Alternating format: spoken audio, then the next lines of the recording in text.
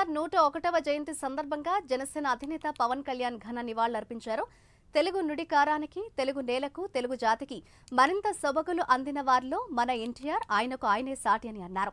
అటు సినీ రంగంలోనూ, ఇటు రాజకీయ రంగంలోనూ ఆయనదైన శైలి అజరామరం అంటూ లేఖలో పేర్కొన్నారు. రెవెన్యూ వ్యవస్థలో ఎన్టీఆర్ తీసుకొచ్చిన సంస్కరణలు, ₹2కే పేదలకు బియ్యం వంటి పథకాలు చరిత్రలో చిరస్థాయిగా నిలిచిపోయాయని కొనియాడారు పవన్ కళ్యాణ్.